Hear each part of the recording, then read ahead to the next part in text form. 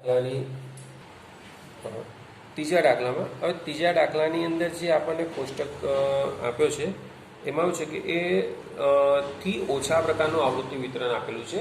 હવે થી ઓછા પ્રકારનું આવૃત્તિ વિતરણ આપેલું હોય કે થી વધુ પ્રકારનું, તો પહેલી કન્ડિશન એવી છે એની અંદર કે એ આવૃત્તિ વિતરણને આપણે મૂળ આવૃત્તિ વિતરણની અંદર રૂપાંતર કરવું પડે અને પછી દાખલાની શરૂઆત કરવી પડે. એટલે અત્યારે આપણે દાખલાની શરૂઆત કરીશું. એમાં મૂળ આવૃત્તિ વિતરણ પરથી હું સીધી જ વર્ગ એટલે કે મૂળ આવૃત્તિ વિતરણ બનાવેલું છે થી ઓછા પરથી, એ તમને હું અહીંયા આગળ સીધું સમજાવું છું. જે થી ઓછા પ્રકારનું આવૃત્તિ વિતરણ છે એમાં સૌથી પહેલાં લખ્યું છે 20થી ઓછી 25થી ઓછી એવું લખેલું છે. હવે એવું લખ્યું છે 20થી ઓછી, બીજી લીટીમાં લખ્યું છે 25થી ઓછી, 30થી ઓછી, 35થી ઓછી, 40થી ઓછી, 45થી ઓછી, 50થી ઓછી.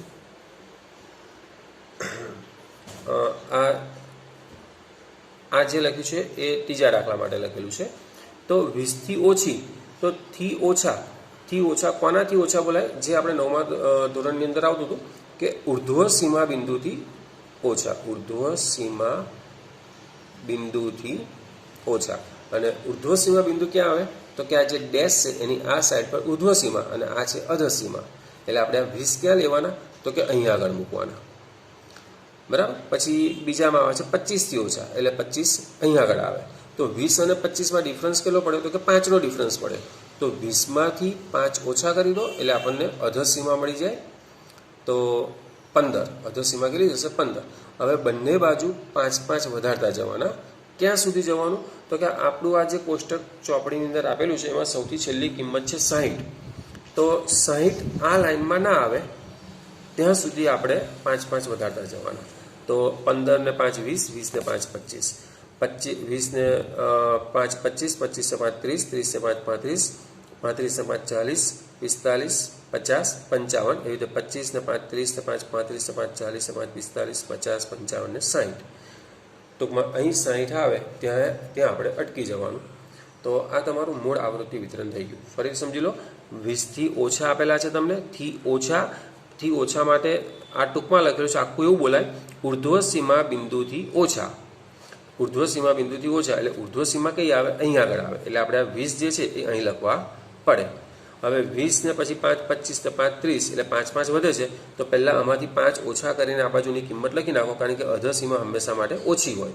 તો 20માંથી 5 જાય તો 15. હવે બંને બાજુની લાઈનમાં 5 વધારતા જવાના. ક્યાં સુધી? તો કે છેલ્લું જે છે 60 સુધી છે. તો અહીંયા આગળ 60 આવે ત્યાં સુધી તમારે 5 વધારતા જવાના છે. હવે આવૃત્તિમાં જે છે એ આવૃત્તિની અંદર એવું લખેલું છે કે આ જે CFI લખી છે ને એ જ આવૃત્તિ તમને થી ઓછાની અંદર આપેલી છે. તો આપણે એની અંદર ઊંધું કરવાનું કે 2 ના 2, 6માંથી 2 જાય તો 4, 24માંથી 6 જાય તો 18, 45માંથી 24 જાય તો 21, 78માંથી 45 જાય તો 33. આ મૂળ આવૃત્તિ આપણે બનાવી દીધી. એટલે આ જે કોષ્ટક થયા બંને, આ મૂળ આવૃત્તિ વિતરણના થયા આપણા. થી ઓછાનું જે આપેલું હતું થી ઓછા પરથી મૂળ આવૃત્તિ વિતરણ આપણે બનાવ્યું. હવે જો આની અંદર કોઈને પણ કંઈક પ્રશ્ન હોય તો મને ફોન કરીને સેટ પૂછી શકે છે. આ FI છે જે આપણે બનાવી છે, પણ રકમ ચોપડીની રકમની અંદર આ વેલ્યુ આપેલી છે. આ થી ઓછાની સંચય આવૃત્તિ છે. તો એના પરથી આવૃત્તિ લખવા માટે પહેલાં 2, 6માંથી 2 બાદ કરીને 4, 24માંથી 6 બાદ કરીને 18, 45માંથી 24 બાદ કરીને 21. તો આવી રીતે છેલ્લે સુધી જવાનું. 100માંથી 98 જાય તો 2 વધે, બરાબર.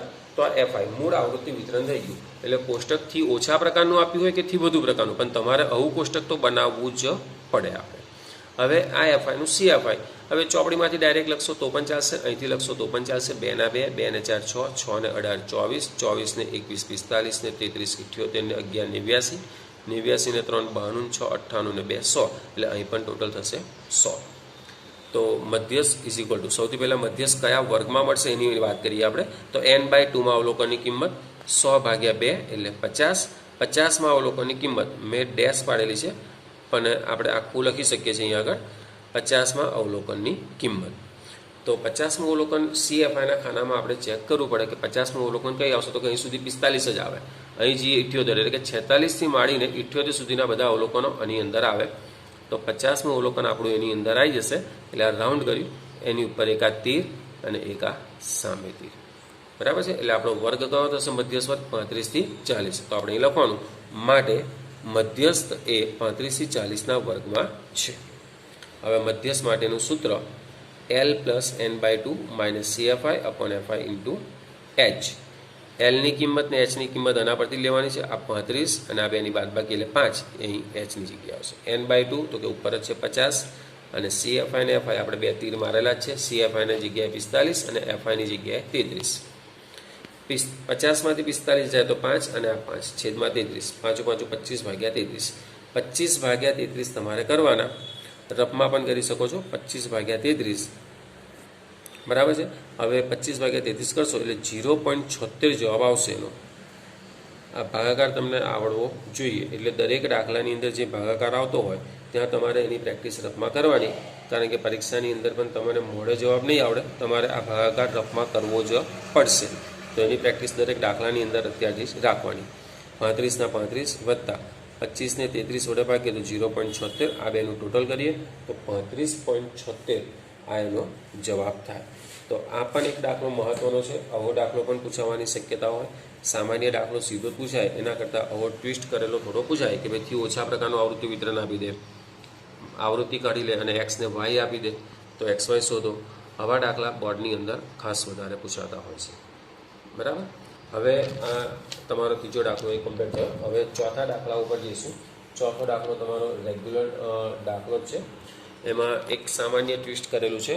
એ પણ તમારે ખાસ અત્યાર સુધીના જે પણ 14.1, 2, 3ની અંદર જોઈએ તો એમાં એક આ દાખલો કંઈક વિશિષ્ટ છે. એ વિશિષ્ટતા શું છે એ હું તમને દાખલાની અંદર સમજાવું છું. વર્ગ આપ્યો છે 118 થી 126, 127 થી 135, આવી રીતે આગળ જતાં 172 થી 180. FI આપી છે આપણને જે 3, 5, 9, 12, 5, 4, 2 આપેલી છે. હવે આના પરથી CFI શોધીએ. 3 ના 3, 3 ને 5 8, 8 ને 9 17, 17 ને 12 29, 29 ને 5 34, 34 ને 4 38, 38 ને 2 40. આ જે થી ઓછાવાળું છે એ દાખલા નંબર 3નું લખેલું છે મેં, જે તમને સમજાવવા માટે મેં લખ્યું હતું. હવે અહીં 40 થાય એનો અર્થ કે FIનું ટોટલ કેટલું થયું? 40. તમે જ્યારે દાખલા લખો તો વચ્ચે તમારે બોક્સ મતલબમાં અલગ અલગ કરવાના છે. જે આપણે 14.1માં મધ્ય માટે દોરતા હતા એવી રીતે તમારે ખાનું બનાવવાનું છે. અલગ અલગ માપપટ્ટીથી ડ્રો કરવાનું. હવે સૌથી પહેલાં મધ્યસ્થ વર્ગ શોધી લઈએ. તો મધ્યસ્થ બરાબર n/2માં અવલોકનની કિંમત 40 ભાગ્યા 2, 2 દૂ 4, 0 એવો ને એવો, એટલે કે 20માં અવલોકનની કિંમત. તો 20મું અવલોકન કઈ આવશે? તો કે સંચય આવૃત્તિ પર જઈએ આપણે. તો સંચય આવૃત્તિમાં જોઈએ તો 20 તો કે અહીં 17 છે, અહીં 29 છે, એટલે 20 આની અંદર છે આપણા. તો 18થી માંડીને 29 સુધીના અવલોકનોની મધ્યસ્થ આપણને આ વર્ગમાં મળે. એક તીર ઉપરની તરફ, એક તીર સામેની તરફ. સમજ પડી જાય તો આ તીર મારવાની જરૂર નથી. ભૂલ પડતી હોય તો આ તીર મારી દેવાના પહેલેથી જ, જે ભૂલ પડે નહીં. તો મધ્યસ્થ આપણને કયા વર્ગમાં મળશે? 145 થી 153. તો લખવાનું માટે મધ્યસ્થ 145 153ના વર્ગમાં છે. હવે મધ્યસ્થ 145 153ની વચ્ચેની કઈ સંખ્યા આવશે? તો કે L + n/2 - CFI / FI × H. હવે આ જે છે મેં કીધું કે આપણે 14.1, 14.2 અને 14.3ની અંદર એક આ દાખલો એક થોડોક વિશિષ્ટતા ધરાવે છે. એ વિશિષ્ટતા શું છે એ તમને સમજાવી દો કે અત્યાર સુધીના દરેક દાખલો જે હતો વર્ગીકૃત એ નિવારક પ્રકારનું આવૃત્તિ વિતરણ હતું. હવે પ્રશ્ન એવો થાય કે નિવારક એટલે શું પાછું? તો કે નિવારક એટલે એવું કે આ ધારો કે 15 થી 20 છે, 20 થી 25 છે, 25 30 છે, તો આ 20 પૂરું થયું અને શરૂઆત પણ પાછી 20 થી થાય. બીજો વર્ગ 25 પૂરો થયો તો ત્રીજા વર્ગની શરૂઆત 25 થી થાય. 30 પૂરો થયો તો શરૂઆત પાછી 30 થી થાય. પણ એક આ દાખલો એવો છે કે 118 થી 126 પણ શરૂઆત શેનાથી થઈ? 27 થી. 127 થી 135, 35 પૂરો થયો પણ શરૂઆત કેવી રીતે થઈ? 136 થી પાછી. બરાબર છે. તો આ જે આવૃત્તિ વિતરણ છે વર્ગીકૃત તો ખરું જ, પણ આ નિવારક કહેવાય, આ અનિવારક કહેવાય. યાદ રાખવા માટે એવું કરી શકો કે અનિવારકની શરૂઆત અથી થાય અને આ કિંમત પણ અલગ અલગ આવે, એટલે અનિવારકમાં અલગ અલગ કિંમત, અનિવારક આવૃત્તિ વિતરણમાં અલગ અલગ કિંમત. તો આનાથી આપણને જવાબમાં શું ફેર પડે? તો કે જવાબમાં ફેર પડે. કઈ રીતે ફેર પડે? તો કે અહીં જે એલ આપણે લખવાનો છે, એલ એટલે અધસીમા કહેવાય. એલ શું કહેવાય? અધસીમા. તો એ આપણે અત્યાર સુધીના દાખલામાં શું કરતા હતા? તો કે 35 થી 40 તો 35 ડાયરેક્ટ મૂકી દેતા હતા. બીજા દાખલાની અંદર 20 થી 30 નો વર્ગ હતો તો 20 આપણે સીધો મૂકી દીધો હતો. પણ અહીં 145 મુકાશે નહીં. તો હવે એની અંદર કેટલા મૂકવાના? તો કે 0.5 આમાંથી ઓછા કરીને મૂકવાના. કેટલા મૂકવાના? 0.5. 145 માઇનસ 0.5 એટલે ટૂંકમાં એવું સમજી લો કે 145 રૂપિયા હતા, એમાંથી 0.5 એટલે કે 50 પૈસા મેં વાપર્યા તો 144.5 વધ્યા મારી પાસે. પ્લસ n/2 એટલે 20 ઓછા CFI ને FI તીર પાડેલા જ છે 17 અને 12. તો એ 17 અને 12. H કેટલો? તો કે H અહીંથી જો લેવાનો કે અહીંથી આ રીતે શોધી શકો છો, આમાંથી આ બાદ કરીને, પણ એના કરતાં આપણને અહીંયા આગળ મળશે કે ભાઈ 118 થી 127 થયા તો કેટલા વધ્યા? 9. 127 136 કેટલા વધ્યા? 9. 9 9 વધે છે એટલે H કેટલો થયો? 9. નિવારક હોય તો તમે સીધું અહીં બાદ કરી દો, 40 માંથી 35 તો 5 મળી જાય. પણ અહીં 153 માંથી 145 બાદ કરશો તો જવાબ મળશે નહીં, ખોટો જવાબ મળશે આપણને. 8 આવશે એની અંદર. એટલે આપણે અહીંયા આગળ જોઈ લેવાનું કે ભાઈ કેટલા કેટલા આગળ વધીએ છીએ એ પ્રમાણે. તો 9. એટલે આ દાખલાની વિશેષતા આ છે કે એલ પણ ધ્યાનથી લખવો પડે અને એચ પણ ધ્યાનથી જ લખવો પડે. ક્યારે? તો કે આવી અલગ અલગ કિંમત આવે, અનિવારક પ્રકારનું આવૃત્તિ વિતરણ હોય ત્યારે. એટલે આખા મધ્યસ્થની અંદર કે 14.1 થી માંડીના એક જ દાખલાની અંદર આવી કિંમત લગભગ છે 144.5 એવા ને એવા. 20 માંથી 17 જાય તો 3 ગુણ્યા 9/12. 3 ચોક 12. 9/4. 144.5 વત્તા 9/4. 9 ને 4 વડે ભાગો તો 2.25 આવે.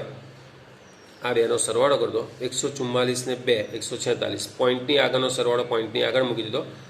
50 ને 25 75. 0.75. સામે તે પહેલાં પોઈન્ટ પછીનો સરવાળો અહીં લખવાનો અને એમાં શેષ આવે તો પછી એની અંદર ઉમેરીને કરવાની, ને તો સાઈડ ઉપર રફમાં લખીને તમે કરી શકો છો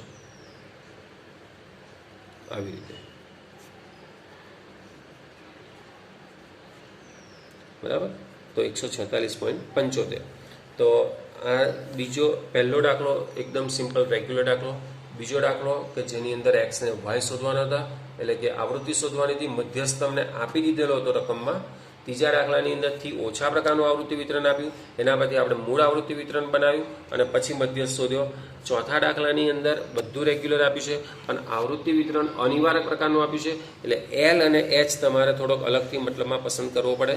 એલની અંદર 0.50 ઓછા કરીને લેવાના અને એચ અહીંથી તમારે જોઈને લખવાનો. આટલો ભેટ છે. દરેક દાખલાની અંદર કીધેલું છે છેલ્લે આમ કરીને વિધાન તમારે લખવાનું જ હોય છે. બરાબર. તો અહીંયા આગળ તમારો આ ચોથો દાખલો પૂરો થયો. આ બીજો, ત્રીજો, ચોથો આ દાખલામાંથી કોઈ પણ દાખલાની અંદર કંઈક ક્વેરી હોય તમારી કે કંઈક પ્રશ્ન હોય તો મને રિંગ કરીને કાં તો રૂબરૂ મળીને પણ પૂછી શકો છો. પાંચમો દાખલો જે છે એ તમારે હોમવર્કમાં ગણવાનો છે. છઠ્ઠો દાખલો જે રેગ્યુલર જ છે. હવે 1 થી 4, 4 થી 7, 7 થી 10 થી માંડીને 16 થી 19 સુધી. FI પણ આપેલી છે તમને. એના પરથી CFI 6 ના 6, 6 ને 30 36, 36 ને 40 76, 76 ને 16 92, 92 ને 4 96, 96 ને 4 100. એટલે ટોટલ આવૃત્તિનું ટોટલ થયું 100. તો મધ્યસ્થ બરાબર n/2 માં અવલોકનની કિંમત 100/2, 2 5 10 0 એવો ને એવો, એટલે કે 50માં અવલોકનની કિંમત. હવે 50મું અવલોકન કઈ આવશે? તો કે આ 76 ની અંદર આવશે. એટલે એની ઉપર એક તીર અને એક સામે તીર. તો વર્ગ કયો થશે? 7 થી 10. એટલે કે મધ્યસ્થ એ 7 થી 10 ના વર્ગમાં છે. તો m = l + n/2 - CFI/FI × h. સૂત્ર તમને હવે મોડે આવડી જવું જોઈએ. l 7 ના 7 જો નિવારક છે, સરખે સરખું છે એટલે 7 ના 7. n/2 એટલે 50. CFI અને FI ની કિંમત તીર મારેલી છે એટલે 36 અને 40. h તમારો 3. 10 માંથી 7 જાય તો 3. 50 માંથી 36 જાય તો 14 × 3/40. 2 × 7 = 14 અને 2 × 2 = 4 એટલે કે 2 × 20 = 40. 7 તારીખ 21/20. 21 ને 20 વડે ભાગો એટલે 1.05. 7 તો એવા ને એવા જ રહેશે. આ બેનો ટોટલ કરીએ તો 7 ને 1 8.05. તો આ આવૃત્તિ વિતરણનો મધ્યસ્થ કેટલો થશે? 8.05. છેલ્લે આમ કરીને લખવાનું. આપણે જોઈ શકીએ છીએ કે 8.05 એ 7 ને 10 ની વચ્ચે જ હોય. વચ્ચે હોય એટલે કે કોઈ પણ કિંમત ટૂંકમાં હોઈ શકે. છેલ્લો દાખલો મધ્યસ્થનો વર્ગ 40 થી 45 થી માંડીને છેલ્લે 70 થી 75 સુધીનો વર્ગ છે. આવૃત્તિ પણ તમને અહીં આપેલી છે. એની CFI બનાવીએ. 2 ના 2, 2 ને 3 5, 5 ને 8 13, 13 ને 6 19, 19 ને 6 25, 25 ને 3 28, 28 ને 2 30. તો આવૃત્તિનું ટોટલ પણ કેટલું થશે? 30. તો મધ્યસ્થ કયા વર્ગમાં છે એ સમજીએ. તો મધ્યસ્થ બરાબર n/2 માં અવલોકનની કિંમત 30 ભાગ્યા 2 એટલે કે 15. તો 15માં અવલોકનની કિંમત 15મું અવલોકન કઈ આવશે? તો કે આ 19ની અંદર એક તીર એની ઉપર એક તીર સામે. તો m એ 55 થી 60ના વર્ગની અંદર છે. તો m નું સૂત્ર લખ્યું L 55, H 5, n/2 એટલે 15, CFI 13, FI 6. 15માંથી 13 જાય તો 2 ગુણ્યા 5 છેદમાં 6, 2 તારી 6. 55 એવા ને એવા 5 ભાગ્યા 3, 5 ને 3 વડે ભાગો તો 1.67 આવે. તો 55 વત્તા 1.67 એટલે કે 55 ને 56.67. તો સાતમા દાખલાનો મધ્યસ્થ છેલ્લે લખવાનું. આમ કરીને આમ આપેલા આવૃત્તિ વિતરણનો મધ્યસ્થ 56.67 થાય. આપણે એ અહીં ચકાસી પણ શકીએ છીએ કે 55 ને 60ની વચ્ચેની કિંમત છે. તો આપણો જવાબ સાચો છે. જો આ રાઉન્ડ કરવામાં ભૂલ કરશો એટલે કે આવૃત્તિ આપણું મધ્યસ્થ કયા વર્ગમાં છે એ શોધવાની અંદર ધારો કે 19 જગ્યાએ તમે 25 પર ટીક કરી દીધું કે 13 ઉપર ટીક કરી દીધું તો તમારો જવાબ બધો ખોટો પડશે.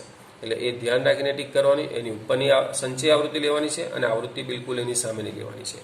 બીજું કે આપણે જે ચોથો દાખલો ગણ્યો હતો એ ચોથા દાખલાની અંદર તમે ધારો કે આ જ રીતે ગણશો તો તમને જવાબમાં ખબર પડશે કે ભાઈ એ જવાબ શું આવે છે, ફેર શું પડે છે. ધારો કે 145 ના 145 લો અને આમાંથી આ બાદ કરીને લો તો તમારા જવાબમાં શું, એક ઘરે પ્રેક્ટિસ માટે તમને ખાલી કીધેલું છે એ તમે કરી શકો છો. તો અહીંયા આગળ આ તમારું મધ્યસ્થ બહુલકવાળું ચેપ્ટર અહીં પૂરું કરીશું. 14.4 ચેપ્ટર છે પણ એ આલેખવાળું છે. એટલે જ્યારે આલેખવાળું છે, આલેખ સમજાવવાનો છે એટલે એ શક્યતા આપણે ગણતરી એવી છે કે જ્યારે ક્લાસ ચાલશે ત્યારે આપણે એના ઉપર આલેખ સમજાવીશું. આલેખ બહુ જ રેર કેસની અંદર બોર્ડમાં પૂછાતો હોય છે એટલે અત્યારે આપણે એના ઉપર ધ્યાન આપતા નથી. જ્યારે રૂબરૂ ક્લાસમાં ભેગા થઈશું ત્યારે આપણે જોઈશું. અને જે હોમવર્કનો દાખલો આપ્યો છે એ તમારે ઘરે ગણવાનો છે અને મને વોટ્સઅપ કરવાનો છે.